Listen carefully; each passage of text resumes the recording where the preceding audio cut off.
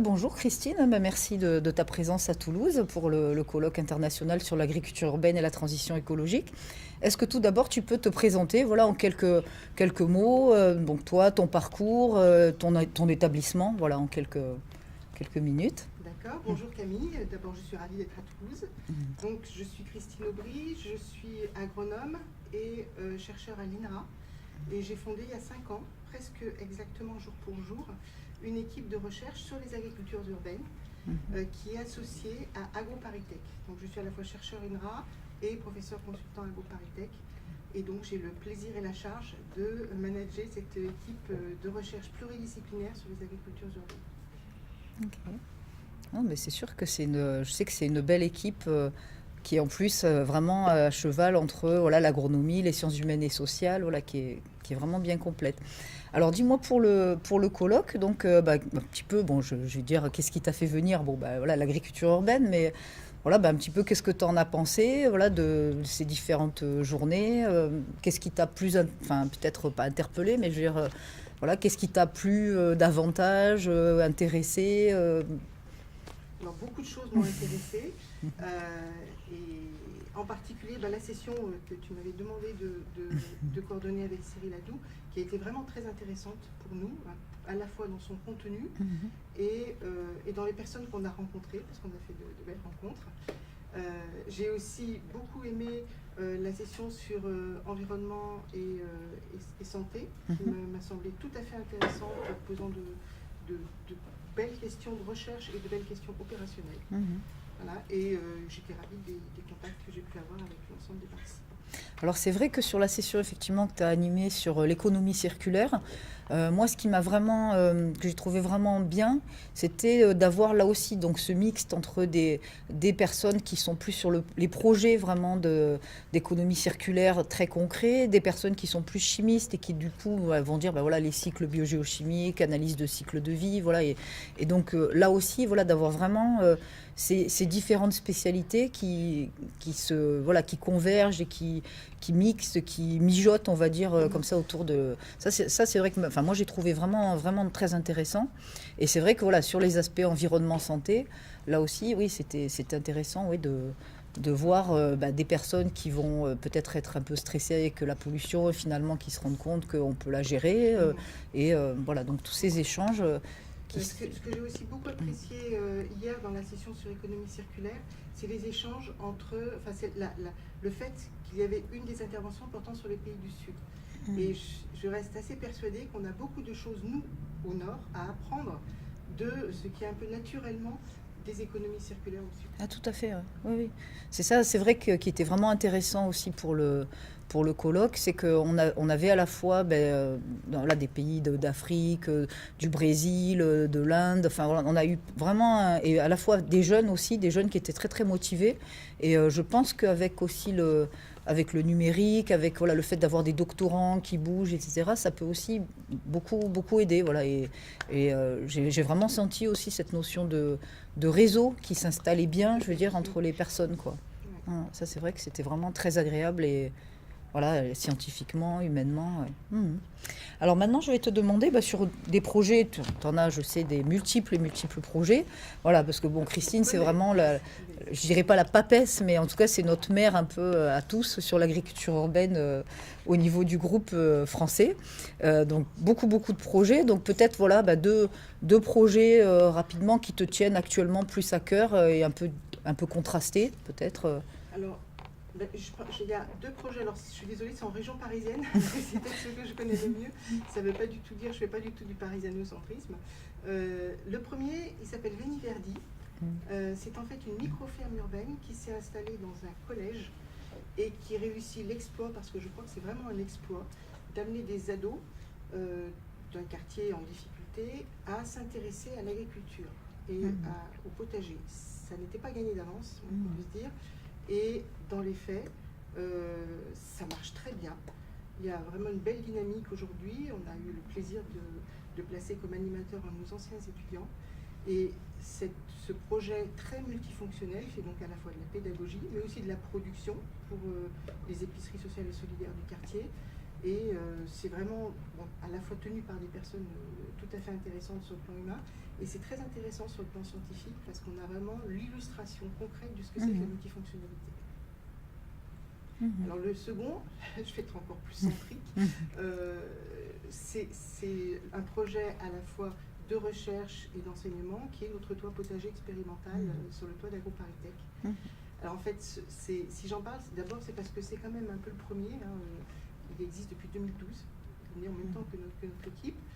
Et c'est une expérimentation, mais c'est aussi un lieu qui est très visité. Une expérimentation où on quantifie les services écosystémiques fournis par ces agricultures sur les toits. Mais c'est aussi un lieu très visité par le grand public. Là, tout dernièrement, il y avait des rendez-vous au jardin le week-end dernier. Et on a accueilli, enfin on a dû refuser du monde. C'est vraiment beaucoup d'intérêt de la part du grand public pour ce genre d'expérimentation. Voilà, alors on essaye aujourd'hui de le pérenniser, de pouvoir éventuellement le multiplier sur Paris, afin d'avoir d'autres sites d'expérimentation, à la fois sur les systèmes de culture, sur les services écosystémiques, sur la pollution, sur beaucoup de thématiques. Mais c'est vrai que quand je t'entends aussi, c'est vrai que, voilà, parce qu'on en a déjà un petit peu discuté sur ces aspects d'agriculture urbaine, ce qui est vraiment agréable, c'est que ça permet assez facilement finalement aussi d'ouvrir, d'avoir ces échanges entre les chercheurs et l'espace public, les citoyens, parce que c'est vrai que c'est des sujets, voilà, faire pousser des tomates sur son balcon, avoir des petits animaux, se préoccuper de l'alimentation durable, etc. Ça intéresse tout le monde, voilà, même finalement, on disait même les adolescents, je veux dire, parce que finalement, de plus en plus, ils se posent quand même des questions aussi, et puis ils sont assez généreux aussi, plein de vie, les ados. Donc moi, je pense que c'est à la fois courageux et très pertinent de faire des projets avec les ados, finalement. C'est vrai qu'au début, ça peut faire peur, mais c'est vraiment très bien. Et non, mais c'est vrai que ça m'étonne pas, je veux dire, que ça marche bien et que du coup, ça crée vraiment du lien entre la recherche et les citoyens aussi, ces projets. Donc ça nous nourrit et ça nourrit aussi le... On parle beaucoup de sciences participatives, mais c'est vrai que nous, on fait ça un peu au quotidien. Et peut-être une anecdote pour illustrer cet intérêt des ados. Au tout début, l'opération Véniverdi dans les collèges, le fait de participer au potager faisait partie des sanctions qu'on appelle d'inclusion, c'est-à-dire qu'au lieu d'exclure les élèves et les laisser dans la rue, ce qui n'est pas forcément une bonne chose, lorsqu'ils ont fait une bêtise, on les sanctionne par une forme d'inclusion. Une des inclusions, c'était d'aller au potager. Il y en a qui ont tellement aimé ça qu'ils faisaient exprès de faire des bêtises pour se faire envoyer au potager. Donc le principal a changé d'orientation et a dit, bon, maintenant, ça ne va plus être une sanction, ça va être un projet. Et voilà, c'est devenu un projet tout à fait intéressant pour les élèves. Alors, donc maintenant, ma question, c'est autour des grands enjeux, comme ça, donc il y a 2020, mais même plus loin, je veux dire, les générations futures. Donc pour toi, l'agriculture urbaine, par rapport à des enjeux importants pour la planète, pour notre futur, qu'est-ce que tu en penses? À un moment, on disait, c'est un peu anecdotique.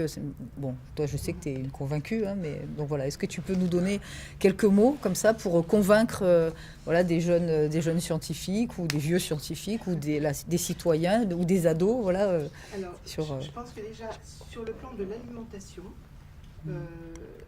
c'est sûr que des formes intra-urbaines d'agriculture urbaine ne vont pas forcément à elles seules parvenir demain à nourrir la ville. On n'est pas dans des pays où le fait de faire des fermes verticales et des systèmes extra-productifs, mais sous une forme très, très high-tech, c'est pas quelque chose qui est très accepté pour l'instant dans nos pays.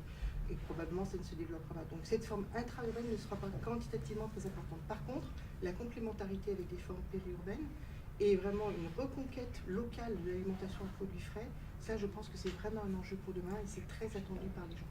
Ça, c'est un premier enjeu. Le second, c'est toutes les fonctions qui peuvent finalement permettre à l'agriculture de mieux contribuer à la lutte contre le changement climatique, à avoir des effets positifs sur le plan environnemental. Et ça, on a encore beaucoup de travail pour pouvoir boucler les cycles avec les matières organiques urbaines, par exemple, pouvoir valoriser les déchets organiques urbains, pouvoir valoriser les eaux. Il y a encore énormément de travail, mais je pense que ça, c'est des enjeux pour demain. Merci beaucoup. Bon, je vois que là aussi, c'est comme moi, c'est des sujets, on nous branche, on pourrait en parler pendant des heures. Donc, pour finir, est-ce que tu veux rajouter, un peu en parole libre, est-ce que tu veux rajouter, des choses, des informations autour de... Bon, je sais, voilà, tu peux avoir des projets aussi plus artistiques, plus... n'importe, je veux dire, voilà, si tu veux rajouter moi, encore un j'ai petit j'ai peu... effectivement un projet qui est un peu un petit rêve Mhm. et qui, je l'espère, verra le jour, en tout cas avant mon trépas. C'est de pouvoir reconstituer, notamment à Paris, mais peut-être dans d'autres villes aussi, ces fermes maraîchères de la fin du 19e et du début du 20e siècle, qui étaient très productives, qui étaient complètement bio, hein, et qui participaient fortement à l'approvisionnement des villes, avec des techniques qui étaient des techniques tout à fait innovantes pour l'époque, et qui finalement se retrouvent aujourd'hui incluses dans des mouvements comme la permaculture, des choses comme ça, qui réinventent quelque part un peu l'eau chaude, hein, mais bon, c'est très bien parfois de réinventer l'eau chaude. Et du coup, je pense que ça serait intéressant de pouvoir quelque part reconstituer les fermes comme ça. Et voilà, mon rêve, ça serait d'avoir un point expérimental où on puisse, mais aussi ouvert au public, où on puisse à la fois faire reconstituer ces fermes du 19e, puis voir comment ça se traduit au 21e siècle, avec d'autres déchets urbains que les fumiers de chevaux du 19e, parce que ça n'en a plus trop quand même, hein, mais des systèmes de production qui pourraient beaucoup s'inspirer de ces techniques tout à fait innovantes d'alors. Et il y a des projets déjà un peu en cours qui vont vers ça sur Paris ou Alors, on est en train de travailler un petit peu là-dessus avec un monsieur qui est remarquable, qui est un historien, Jean-Michel Roy, et qui a fait tout un travail de thèse d'ailleurs sur le maraîchage de la fin du 19e. D'accord. Et on espère pouvoir convaincre des communautés de communes, notamment, ou d'agglos, notamment à l'endroit où c'était avant, Aubervilliers, enfin le 9-3 comme on dit maintenant, qui auparavant était vraiment le lieu de production maraîchère de Paris, pouvoir arriver dans ces endroits-là à reconstituer ces... Oui, parce que c'est vrai que ça ferait vraiment un beau projet à la fois agriculture, historique, enfin un peu Voilà. musée, voilà, mais enfin musée vivant, hein, je veux dire, comme on dit, vraiment intéressant. Alors sur Toulouse, j'entendais hier donc dans une ville proche de Toulouse, hein, c'est Brax, là, le maire de Brax me disait que justement il y a des projets de permaculture là qui démarrent.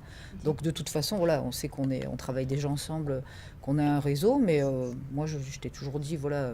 Il n'y a pas de souci, hein, on est partant sur les projets, surtout si c'est le projet de tes rêves. Donc je pense tu peux nous convaincre facilement de tous bosser pour essayer de concrétiser ce rêve. Bon, Voilà. merci d'avance. Non, ben, merci à toi, Christine, voilà, d'être venue à ce colloque où tu as vraiment largement participé. Et puis voilà, on sait que pour la suite, on va bien continuer. D'accord. Voilà. Ben, merci. Merci à toi.